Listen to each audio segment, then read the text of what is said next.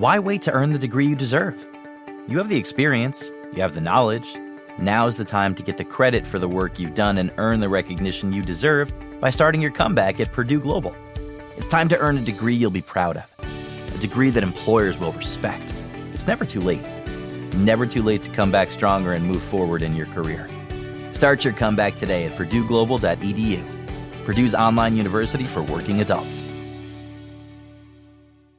Shopping for humans is hard. Shopping for your dog is easy thanks to Bark. Every month, we deliver toys and treats just for your dog. Whether it's fun plush or tough toys for heavy chewers, we spoil all the dogs. Subscribe now and get a free upgrade at barkbox.com/iHeart. Episode 126, Healthy Financial Boundaries with Family and Friends. Welcome to the Frugal Friends podcast, where you'll learn to save money, embrace simplicity, and live a richer life. Here are your hosts, Jen and Jill. Welcome to the Frugal Friends podcast. My name is Jen. My name is Jill. And today we are touching on having financial boundaries. Yes. Boundaries. It's such a beautiful word when you understand them. Yes. And we know we need financial boundaries with family, but we don't think of it so much with friends. And so we're also going to be talking about that too. So I hope everyone gets something out of this episode, even if you don't have family that is crossing those boundaries, though most people do. So yeah, I think a lot of people will get a lot of things out of this episode. Mm-hmm. But first, our sponsors. Next is saying no. Yup, you've heard this sponsor before, and they're back to remind us that no is an acceptable answer and a complete sentence. I love those recurring, committed sponsors that just keep coming at you. It's well-paying, and it is a necessary reminder. We need this reminder daily. Only the best sponsors on this show. So, boundaries. Yeah. Let's talk about them. Let's do it. As a licensed social worker, define a boundary for us. Yeah. So really a boundary, and there's all sorts of definitions, surely. But to me, it's recognizing what is my responsibility and what is not.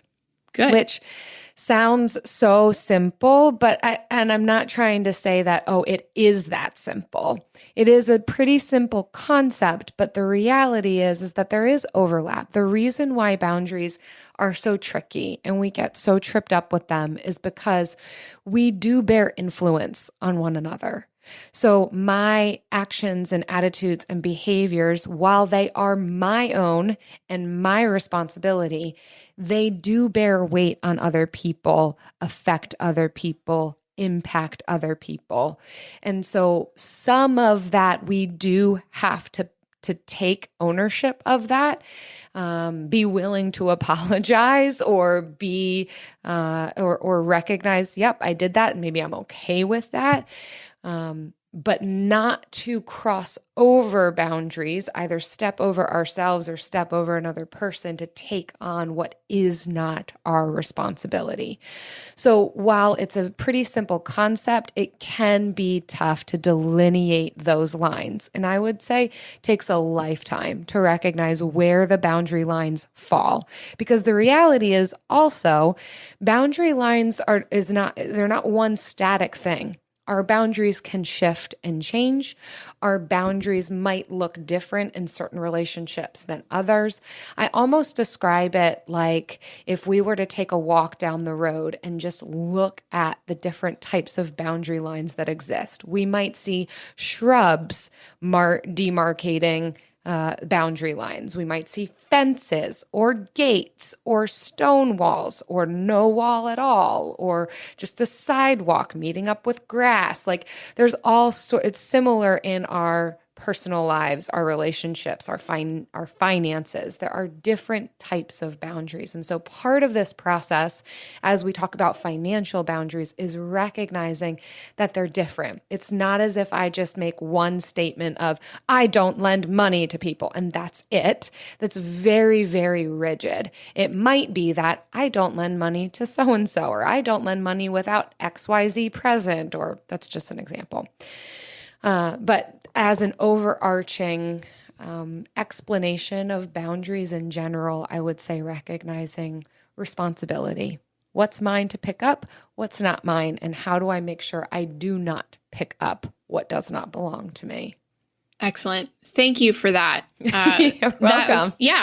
That was thorough. And I think a lot of people it's easy to make very rigid boundaries, but it's healthier than not having any boundaries for sure. But we want to be the best version of ourselves. So we want to learn how to have appropriate boundaries, and boundaries that are fluid where they need to be and rigid where they need to be. So, yes. Yeah. This first article is from Holly Scherer, and it's When Helping Hurts, How to Set Financial Boundaries. What did you like on this one, Jill? I like what this article has to say about boundaries and resentment. And so my perspective on this is when we are determining where our boundary lines fall, resentment and bitterness are usually good indicator signs that a boundary has been or is being crossed. Where we start to perceive this inside of ourselves, usually it's an indicator of, why am I experiencing this? It might be because of a boundary that has yet to be discovered, is already there, and I just need to perceive it a bit better. And so some of the reasons that resentment or bitterness might come in, they list out 3 reasons in this article. It is expectations, manipulation, lending, these different things that can lead to bitterness, resentment, a boundary line being crossed. And so they talk about expectations, maybe that a hope that you had or somebody else had of you, and maybe being disappointed, and that leading to, boundary lines being crossed, or where there might be manipulation of somebody trying to get you to do something that maybe you're not comfortable with by using different types of guilt tactics or relational tactics to get you to do something to sidestep what it is that you might feel comfortable with. And another common thing that can lead us to resentment would be lending money, where we're not comfortable doing that, or maybe we don't have the money to lend. So these kind of 3 different categories that they list out. Certainly, I think there's more than this. This is not a comprehensive list, but I think important to look at these areas, how they play a role in our lives, and whether we're perceiving boundary lines for ourselves in these areas. Yeah. I specifically I want to touch more on the manipulation part, because I feel like this is a big thing in families, especially immediate family members, is that people will use guilt, shame, threats, triangulation, blame, bribery, even lies, to make you feel responsible for something financially. So whether that's supporting a family member or not just lending money, but there are a lot of ways that you can be manipulated out of your money, and the family is trying to make you think that it's your responsibility for toxic reasons, in toxic ways. So, and this is something that definitely will take some outside help. Like, you're not going to figure this out by listening to a podcast. And so I'm actually very excited about our sponsor, our literal sponsor today, to help out with this, but we'll talk about that later. So Yeah, it's definitely something that you need to go through and work out to figure out, oh my gosh, she is trying to guilt me. She is trying to shame me. He is bribing me or blaming me into making me think that this financial thing is my responsibility. Well said. And I will want to highlight the fact that usually, particularly in family dynamics, there are deep-rooted patterns that will not just disappear overnight because we've heard of this term called boundaries. It will take lots of work and personal clarity and confidence in the boundaries that you're perceiving to be able to move forward well. Anytime we set a new boundary where it has not been before, people will push against it. People will not just immediately respect boundary lines.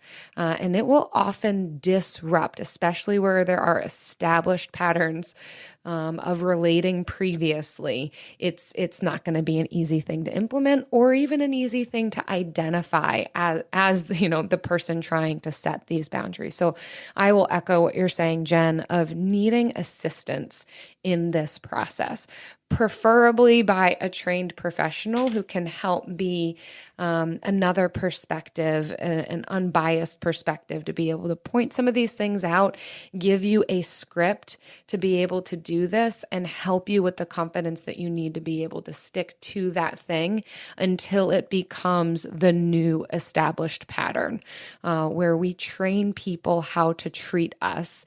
And there will be a training process in this, depending on, too, how unhealthy the established pattern is. I mean, if we're talking about guilt, shame, threats, triangulation, lies, blame, bribery, holy smokes, that's not just a one-man job if you are caught up into that vortex of things. And when it comes to money, it can get very, very messy. And therapy, counseling, wise counsel can be very, very useful if this is the type of situation you find yourself in. Yeah. And I think it's not just, so sometimes we associate these with like negative emotions and experiences, but you can have poor financial boundaries with your family, even if you associate it with positively, like with success and like you've been successful, you have money, and you're taking care of people. Or even if you don't have money, you just are such a people pleaser and you enjoy helping people. And so this like brings you joy. Just because it brings you joy doesn't mean it's healthy. So boundaries are even more important for you because you don't want to one day like build bitterness and resentment after nobody appreciates you for so many years and all you doing this. I'm not saying that will happen, but even if you feel anytime that this is like a financial matter, that something with your money involves your finances, then you have to take a look at it and hopefully get a third party to look at what's going on. So whether that is a counselor that's maybe helping you through some like family stuff. I mean, this happens a lot after, maybe somebody passes away and somebody has to take on a mortgage or some other kind of loan or something.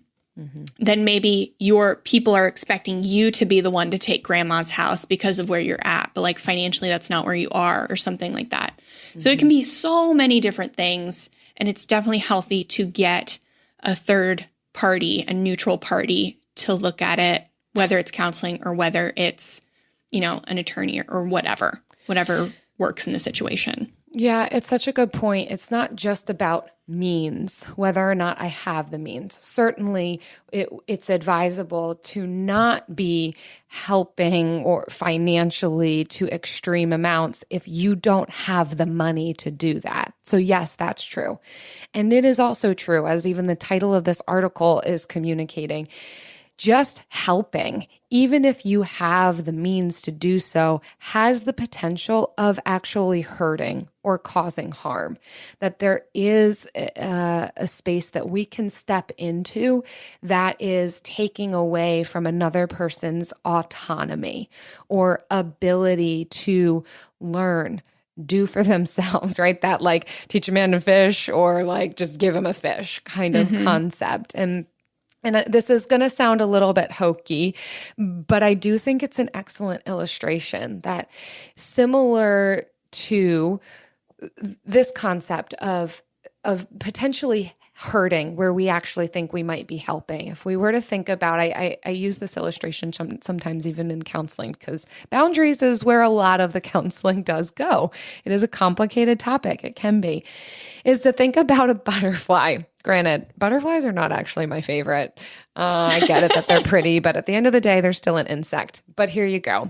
Butterflies, we all know, start from caterpillars. When they are in their cocoon and coming out of their cocoon, preparing to be that beautiful butterfly insect, it's quite a struggle for them to come out of their cocoon.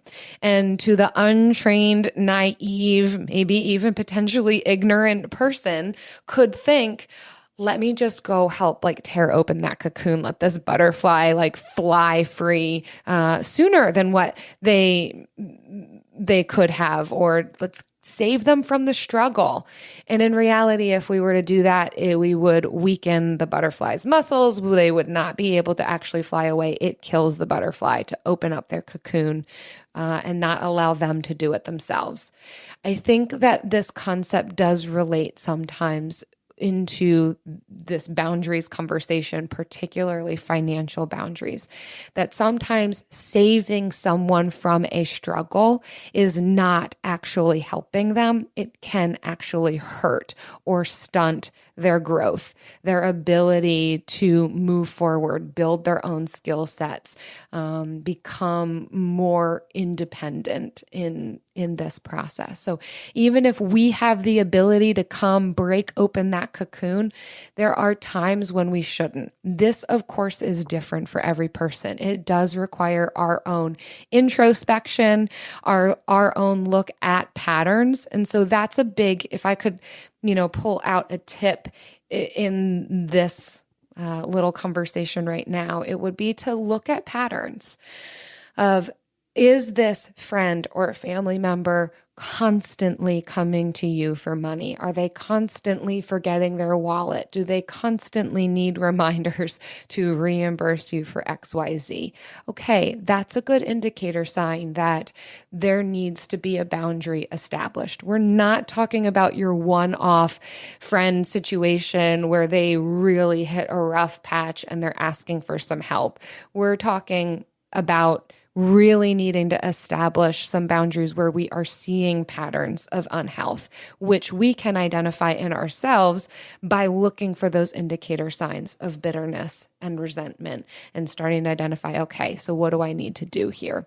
Or there could be our own pattern. Maybe it's not necessarily with a specific person, but our own pattern of, why do I keep picking up the bill every time I go out to a restaurant with anybody?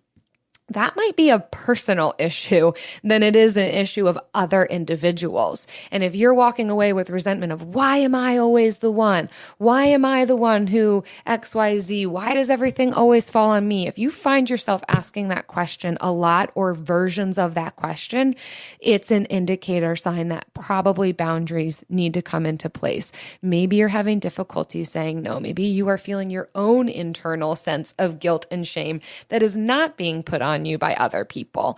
A lot of different layers here.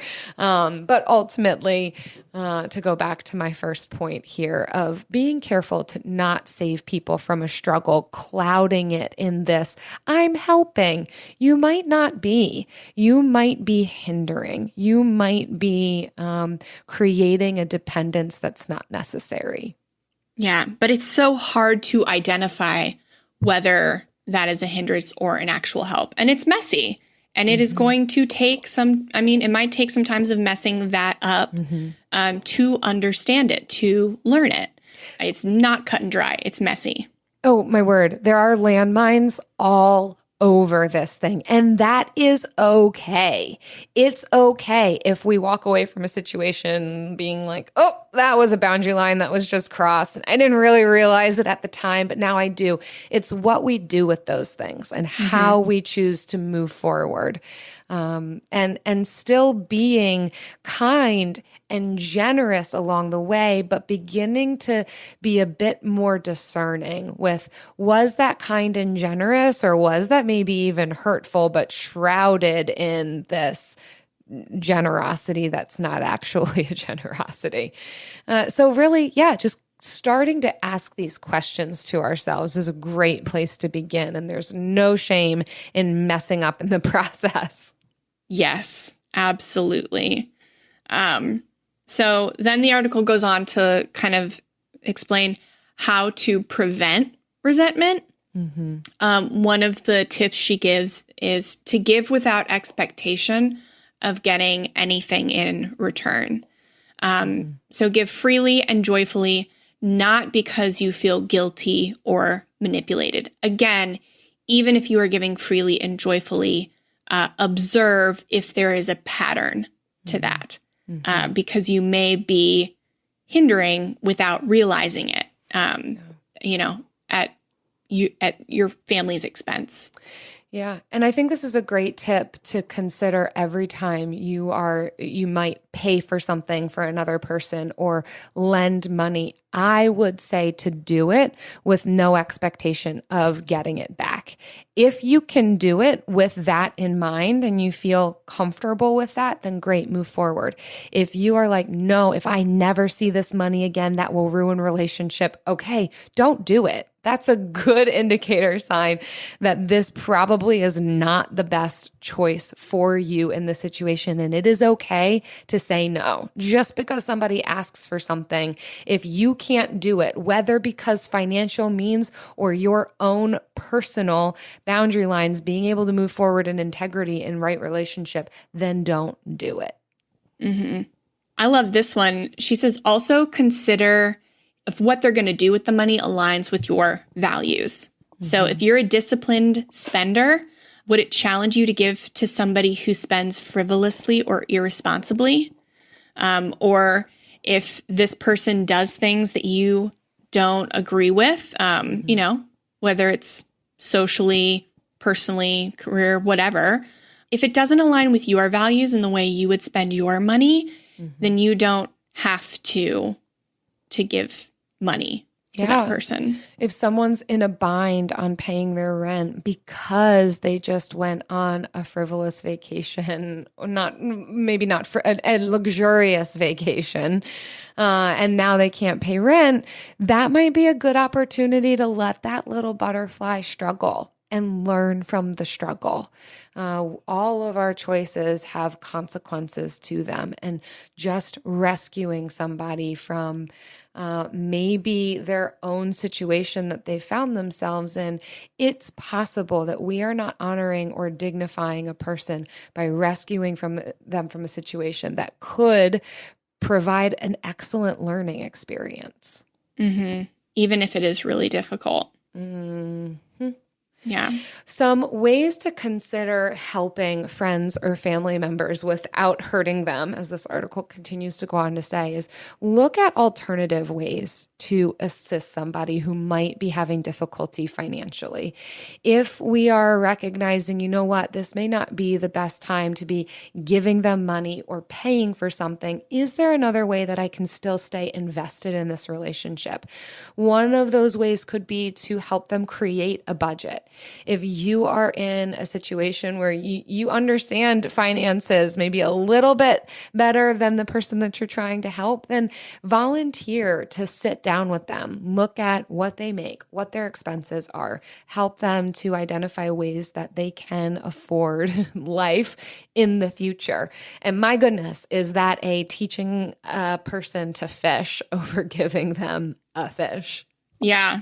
And so this may not be feasible for every family member. I know I think about this one, and I can't tell you how many times I offered to help my mom with her budget, but she didn't want me to know what she was making or any of that. So that may not always be an option, but bringing over a home cooked meal. I mean, every once in a while, that can be a help, or dropping off some groceries. People also don't want to feel like they are a charity case. So figuring out how to help without giving money directly or without compromising your own finances directly, and not making them feel like charity. So difficult, so messy, but can be done. You just have to think about the person, what they need, and kind of tailor it for that. But I know home cooked meals are definitely good. Offering up your cousin a bag of the clothes that you're getting rid of, just being like, hey, I didn't want to bring this to the thrift store before offering it to someone. Would you want to look through it? And they can say yay or nay, stuff like that. Yeah. And ultimately, if you don't feel good about a situation, you don't have to do it.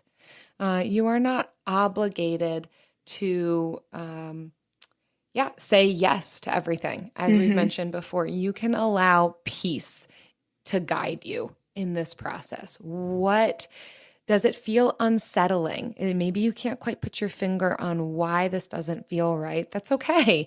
You can press the pause button for now, identify what it is that you're experiencing inside yourself, and then decide how you want to move forward.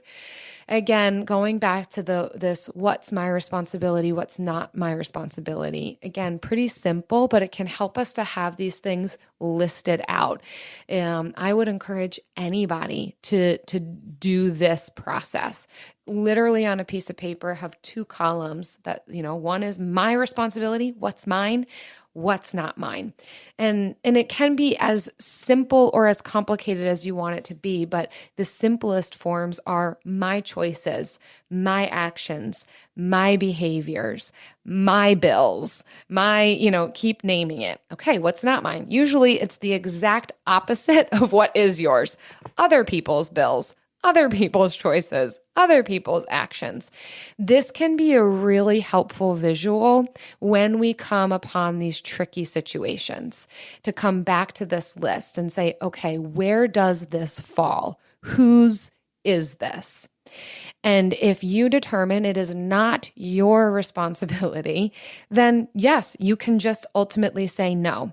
Or you can decide, how do I want to move forward with something that's not mine, that doesn't step over somebody else's boundary lines? Is there a way I want to come alongside and assist that also doesn't cross my boundaries, that I can feel comfortable with? Some sort of middle ground, radical middle territory where I am owning me and this person is owning themselves. And yet we are interconnected in that process. Again, aspects of this are going to need some counseling assistance, somebody who might be outside of a very complicated situation to help you see and think clearly. But at least that visual can be a helpful tool to navigate some of these tricky things. Absolutely. Awesome. AI might be the most important new computer technology ever. It's storming every industry, and literally billions of dollars are being invested. So, buckle up. The problem is that AI needs a lot of speed and processing power. So, how do you compete without costs spiraling out of control? It's time to upgrade to the next generation of the cloud, Oracle Cloud Infrastructure, or OCI. OCI is a single platform for your infrastructure, database, application development, and AI needs. OCI has 4 to 8 times the bandwidth of other clouds, offers one consistent price instead of variable regional pricing. And of course, nobody does data better than Oracle. So now you can train your AI models at twice the speed and less than half the cost of other clouds. If you want to do more and spend less, like Uber, 8x8, and Databricks Mosaic, take a free test drive of OCI at oracle.com/strategic. That's oracle.com/strategic.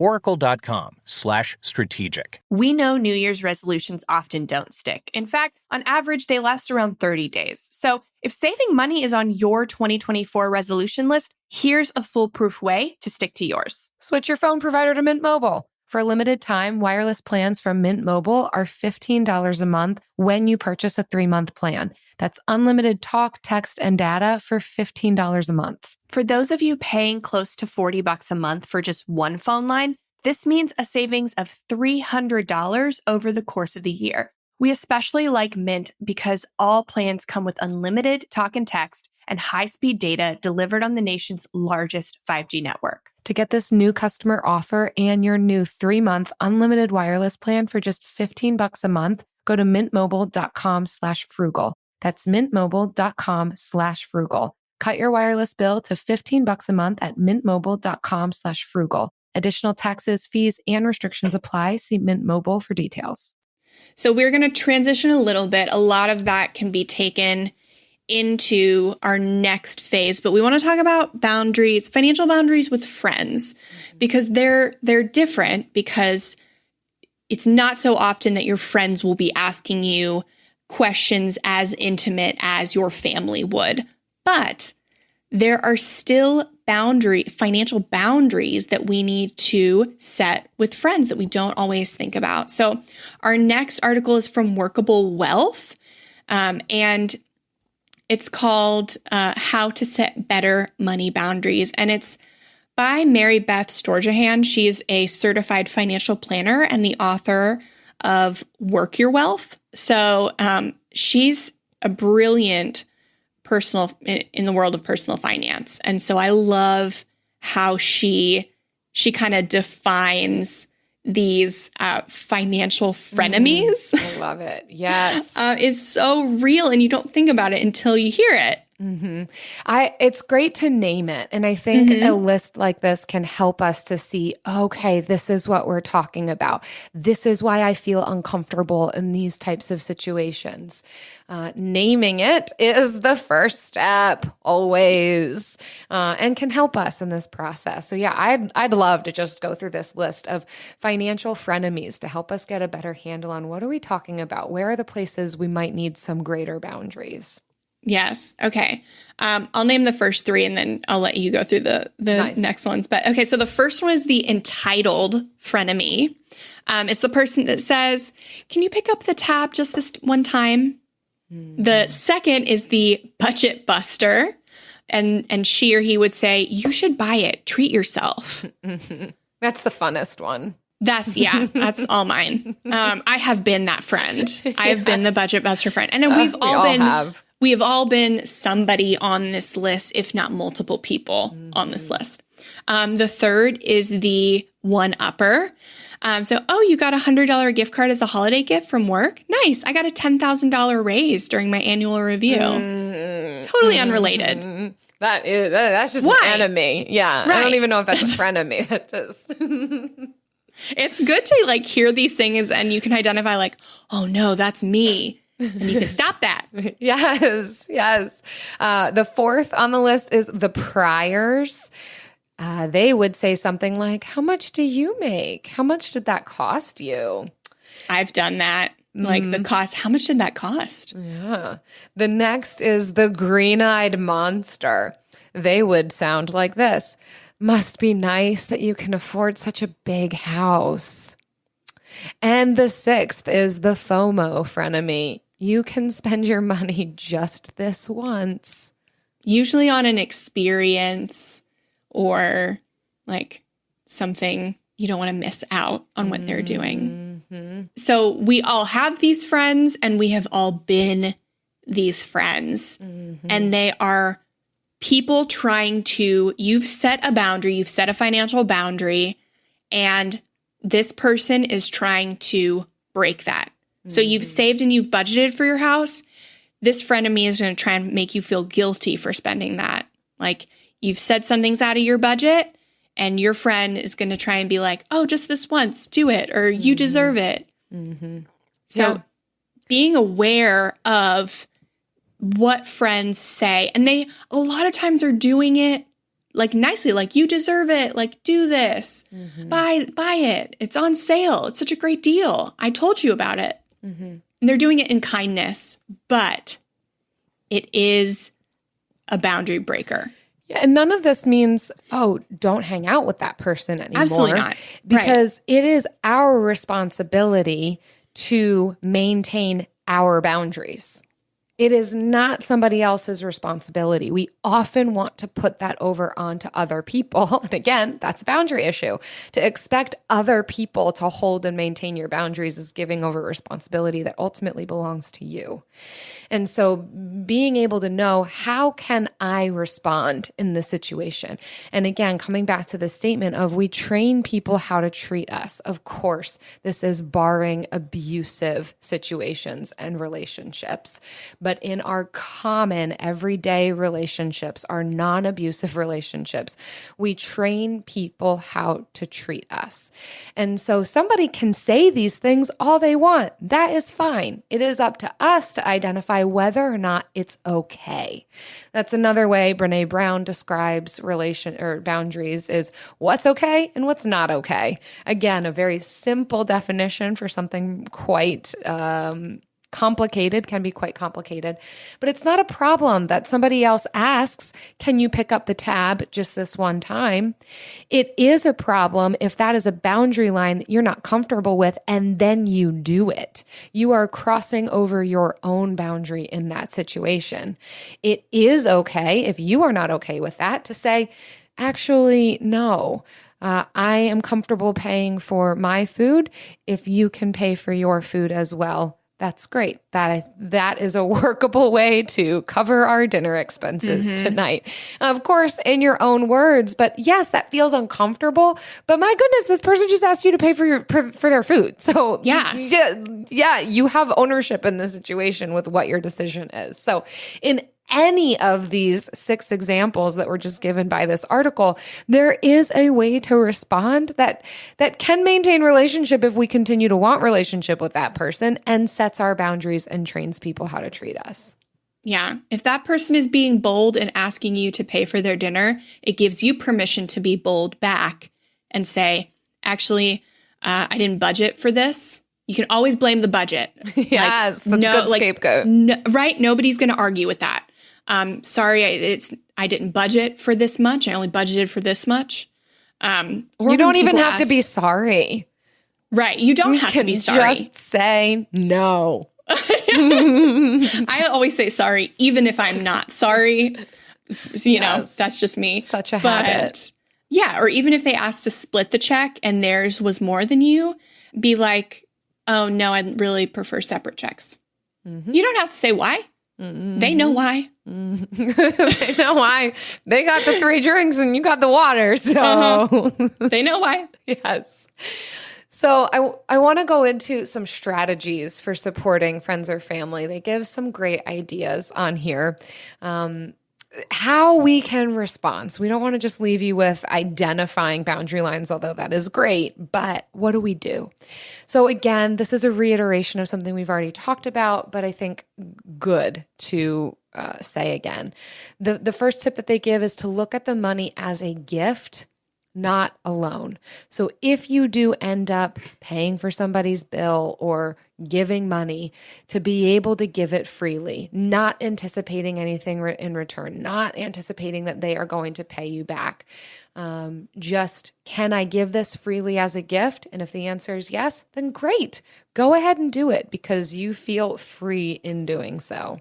Yeah. Or even if somebody wants you to do an activity with them that you would not have, but the activity is like very important to them, view your spending money on that as a gift. Like, don't hold it against them, but also make expectations clear for the future. Mm-hmm. So it's okay if this, to do it once, even if in hindsight you look back and that was a mistake. Like, how are you going to know unless you did it?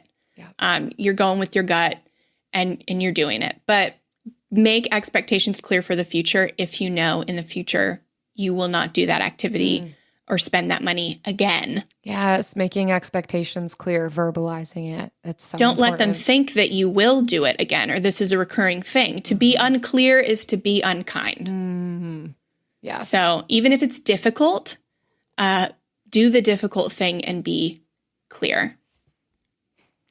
So also, like our sponsor from this week, when in doubt, say no.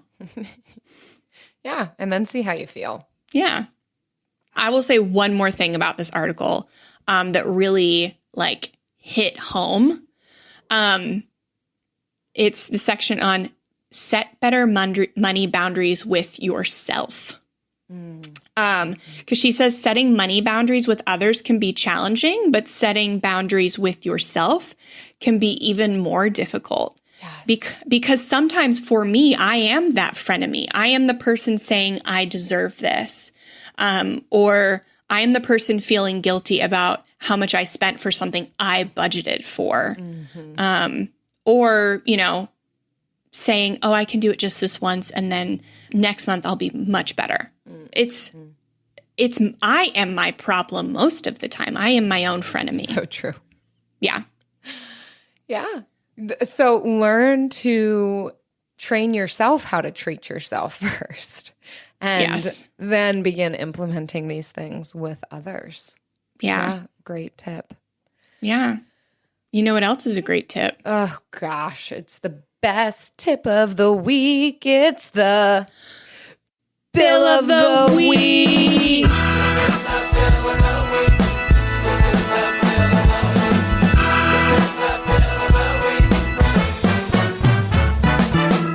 That's right. It's time for the best minute of your entire week. Maybe a baby was born and his name is William.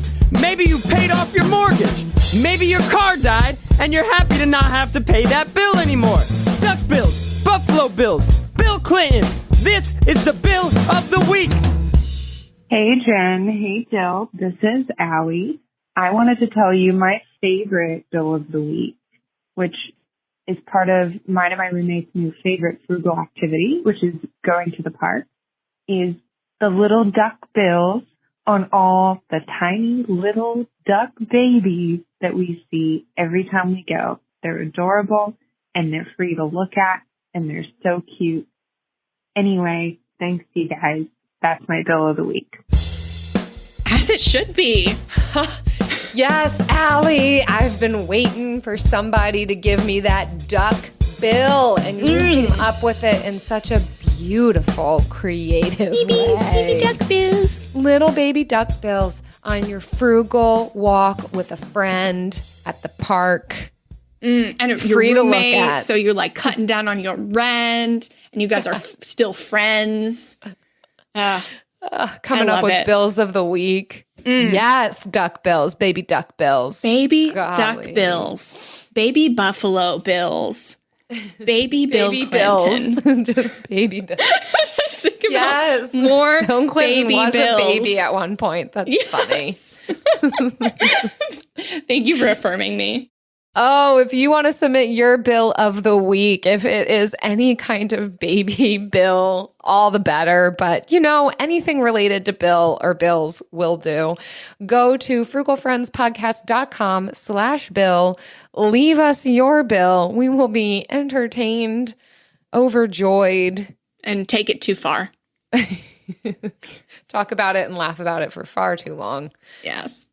Thank you for humoring us. Hi, I'm Martine Hackett, and I'm hosting the second season of Untold Stories, Life with a Severe Autoimmune Condition, a production from Ruby Studio in partnership with Argenx, sharing real stories of MG, CIDP, and other autoimmune conditions. We hope to share inspiration and educate the larger community about these severe and often overlooked conditions. I can't fix this, I can't cure this. And, I'll take my treatment day by day, but I want to try to be engaged, be involved, or be as helpful as I feel I can with the limitations I have of working full time to children. So I participate in market research to provide information to hopefully benefit others, because it's a small margin of people that have the myasthenia, but then to get pregnant, it's an even more narrow margin. You can't ever have too much information as an epidemiologist. Yeah, exactly right. Listen to Untold Stories, Life with a Severe Autoimmune Condition on the iHeartRadio app or wherever you get your podcasts. Shopping for humans is hard. Shopping for your dog is easy thanks to Bark. Every month, we deliver toys and treats just for your dog. They deserve to be spoiled anyway. At Bark, we send your dog a whole new collection of toys and treats made just for them every single month. Whether it's our fun plush toys from BarkBox or our ultra tough toys from Super Chewer, we give your dog exactly what they want. For a limited time, we'll double your first box for free. To get your free upgrade, go to barkbox.com/iHeart. And now it's time for the lightning round. So today we're talking about our financial boundary stories, and it's not all of them.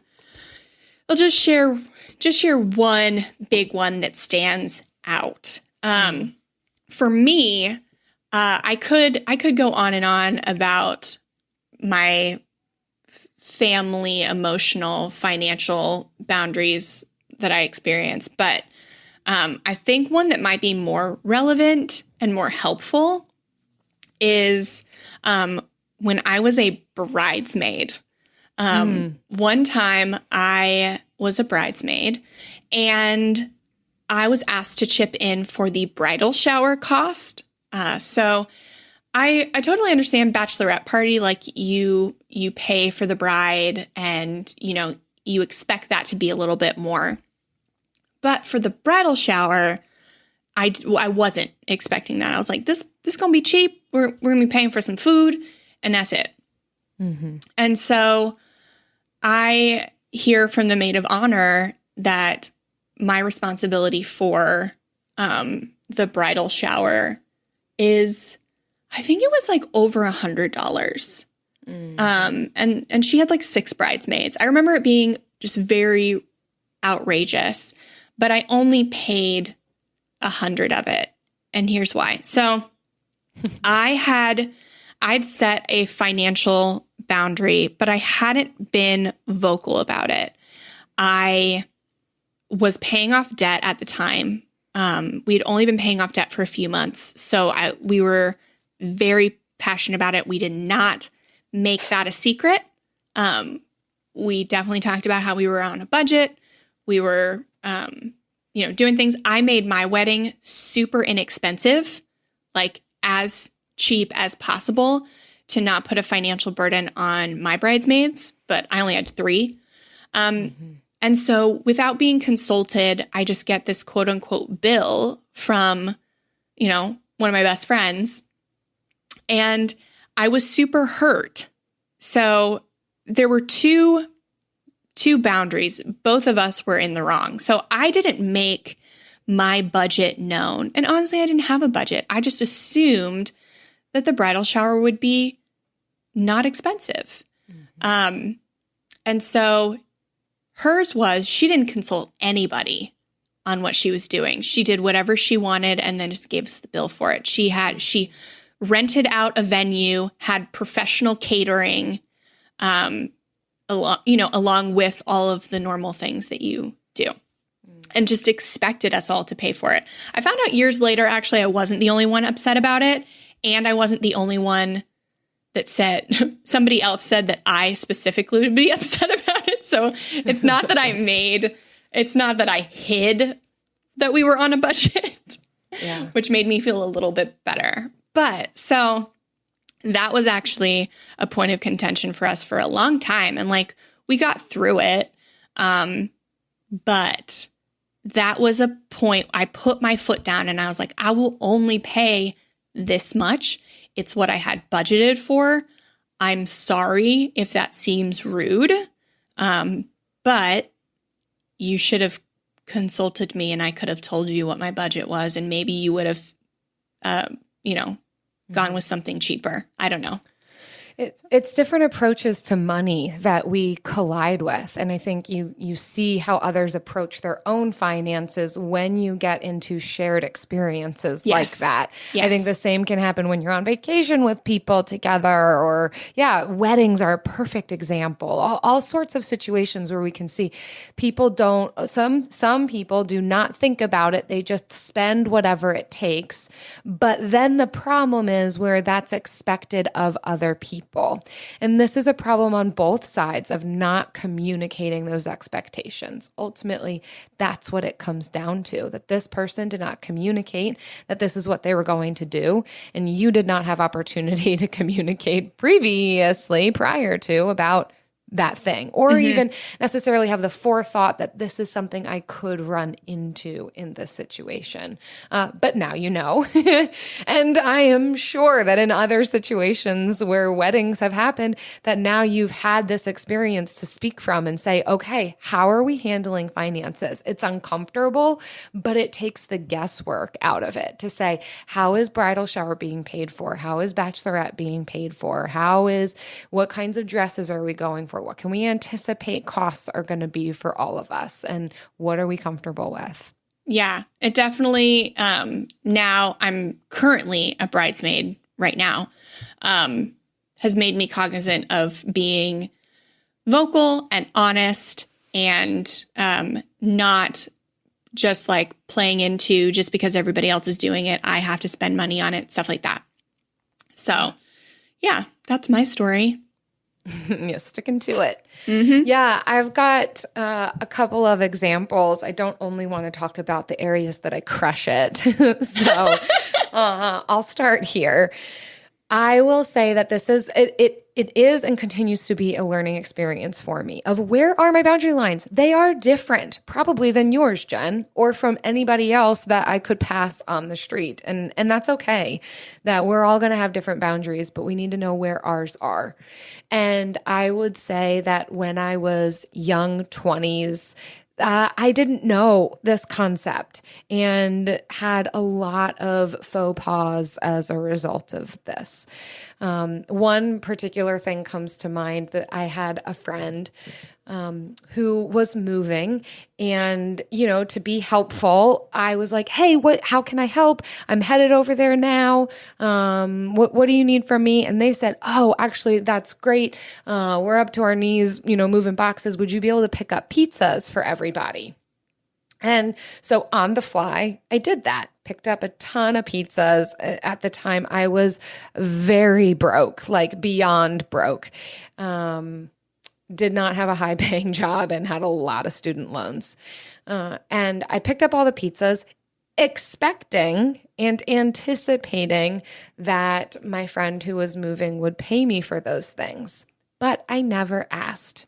And she, no malicious intent at all, or probably even thinking about it. I think she was so caught up in the move itself that I never got reimbursed for those pizzas. I probably spent close to, if not more than $100 feeding everybody who was helping this person move on their moving day.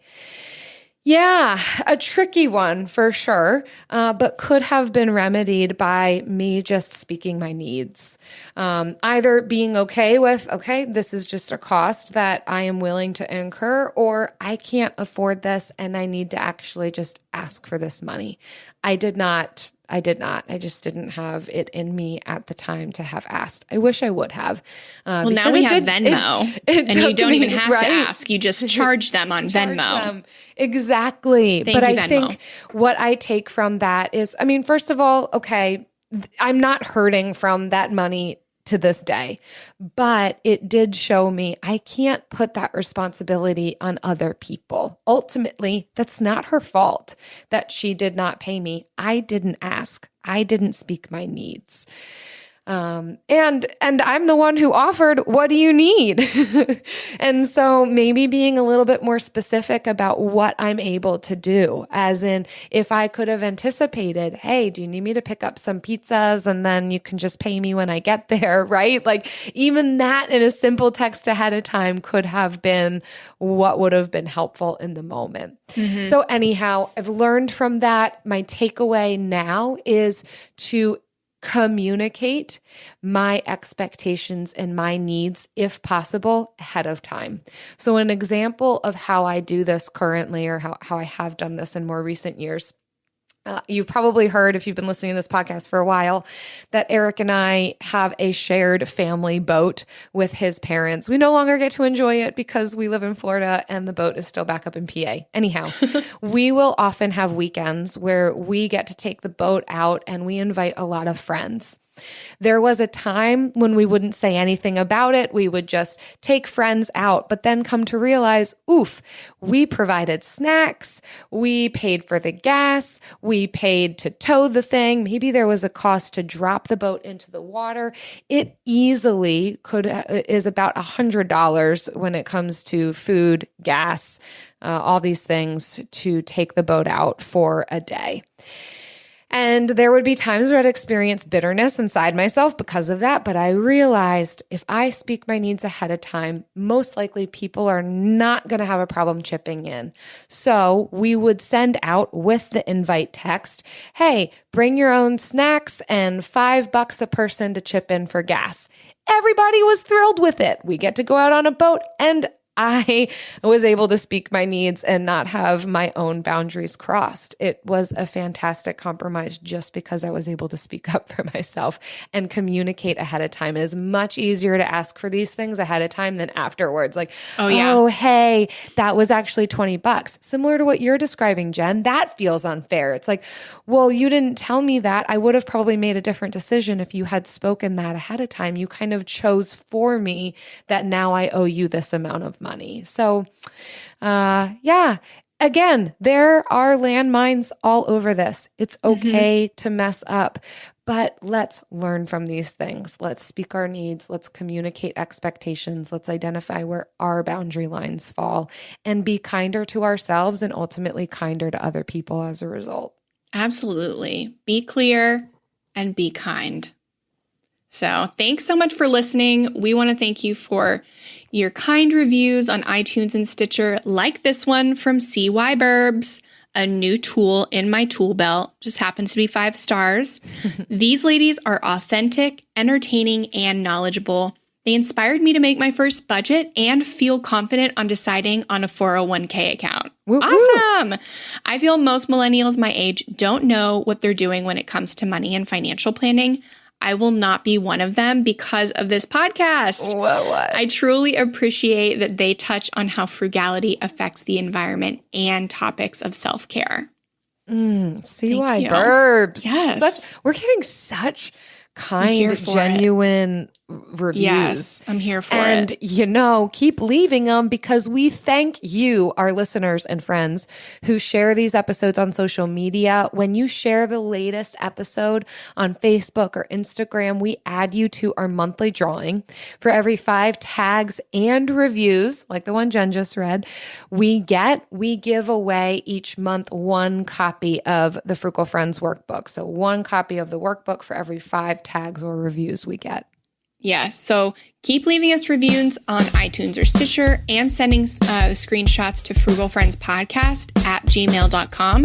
And when you tag us at Frugal Friends Podcast on social, we will see that. See you next week. Bye-bye. Frugal Friends is produced, edited, and mixed by Eric Sirianni.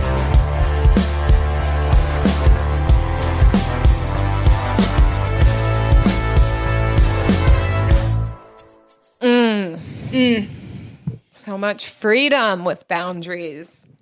I know. It's like the budget is a boundary for your money, and like boundaries are freedom for your mental headspace. So true. I feel like it's one of the reasons that I feel such a deeper friendship and connection with you too.